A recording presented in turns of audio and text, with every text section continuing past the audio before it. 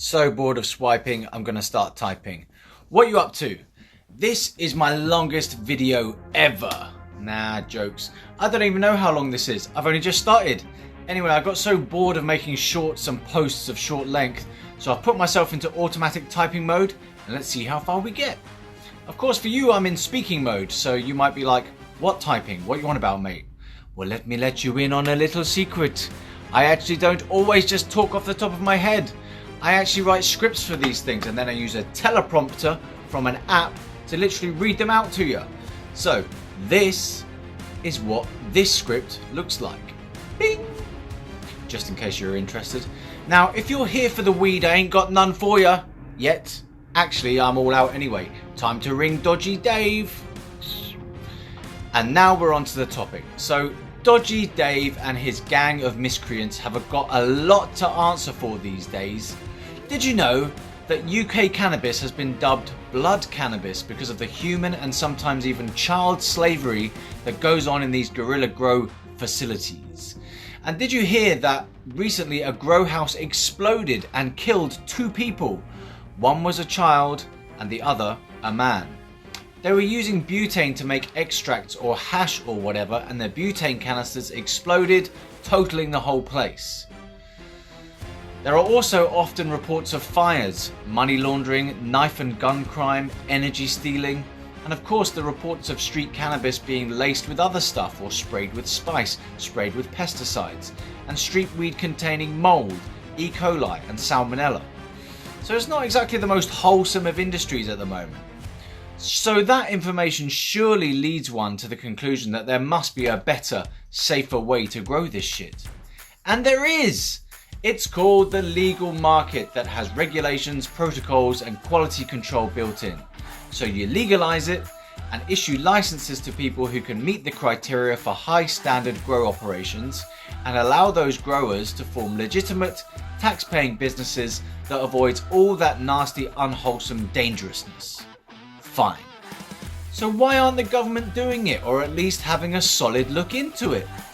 I honestly don't know, but it might be some form of cannaphobia, a fearful idea syndrome that I think was inculcated by years of negative scaremongering propaganda against the plant. Politicians in this country may well be scared to tackle the issue because they have an unconscious fear of cannabis that comes out as cannabis denial and rejection. There might be a perception that cannabis as a recreational tool is flippant, silly, non-serious, and of course, dangerous. This is bizarre when you consider the British relationship with alcohol. We are undeniably a nation of boozers, as can be seen by how our football supporters act abroad. And did you know, when it was the Euro Cup in 2024 in Germany, it was shortly after weed had been legalised there, and the German police were actually advising English football fans to smoke weed instead of drinking. And why? They said it was because weed smokers don't cause problems, antisocial behaviour and violence of a night out. So I'm starting to think and feel like Britain is not only a bit behind the times on this issue, but I get the feeling that where cannabis is legal you have a wet society, meaning that the society is filled up with cannabinoids, nourishing the body-mind system, mostly. Obviously there are people for whom using cannabis goes wrong. Psychosis, schizophrenia, bipolar, depression, anxiety, paranoia, CUD, cannabis use disorder, CHS, cannabis hypermesis syndrome. Now, I don't want to downplay all that stuff, but I do feel like some of the talk about cannabis causing mental health epidemics is some form of scapegoating.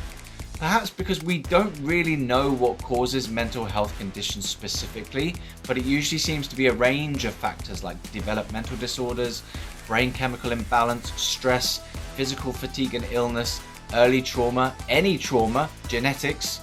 I just don't know.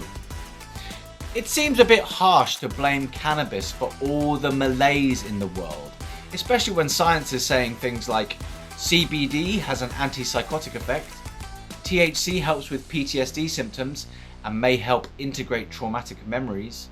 Cannabis shows promise in treating cancer and cancer symptoms. There are all sorts of studies that have been done recently. 35,000 since 2014 to be vaguely precise. So there's a lot of information out there, and some of it is naff and some of it is solid. Always have a look at what the study authors suggest are the limitations to their studies to see how credible they are. One study says that you're no more likely to develop psychosis from cannabis than you are from using tobacco, alcohol, or having a bad diet. Anyway, how does this impact the idea of legalization? Well, I suppose the concern is that if cannabis were legalized, there would be a massive uptake of new people trying it for the first time, or going back to it after many years, or just going harder because it's more acceptable. And that means statistically, if more people are using cannabis, more people will develop psychosis and other mental health problems associated with its use or overuse. However, looking at places where cannabis is legal, like Canada and many US states, there hasn't been any statistically significant rise in reported psychosis and schizophrenia cases. And, to make a point I came up with recently, if the government was so concerned about the risk of psychosis, they wouldn't have legalized medical. The fact that they were able to prioritize life over the risk of mental health shows that the concerns may not be as pressing as we may think. I say they prioritized life over health because there were 2 young children with treatment-resistant epilepsy who were on the verge of dying from endless seizures.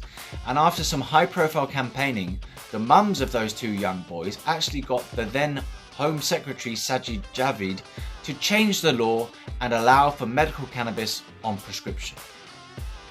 Of course, the fact that they didn't roll it out effectively on the NHS shows they may have some concerns or stigma to break through there.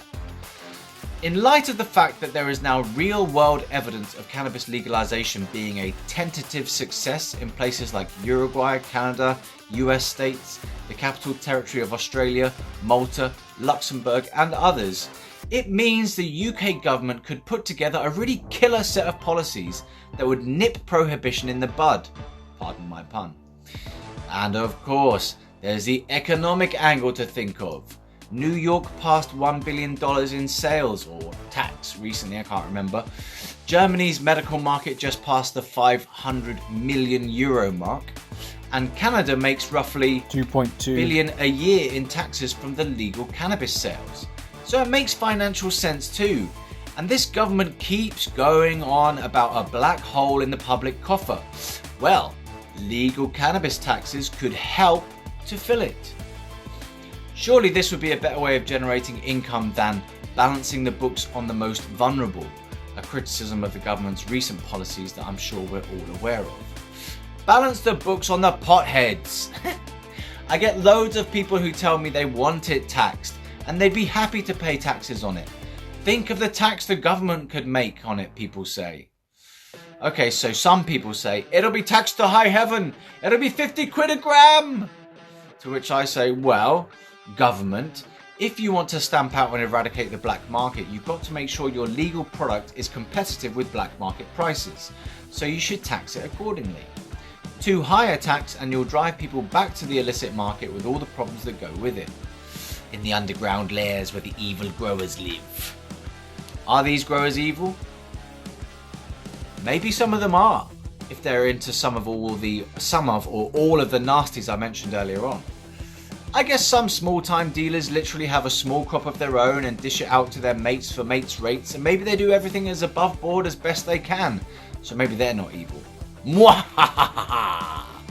Seriously, we've got to get this plant grown safely and with oversight to make sure things aren't dangerous or growing awry.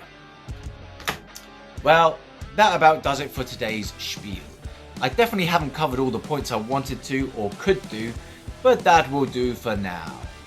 I hope this video has kept you watching all the way to the end and that you've got something out of it.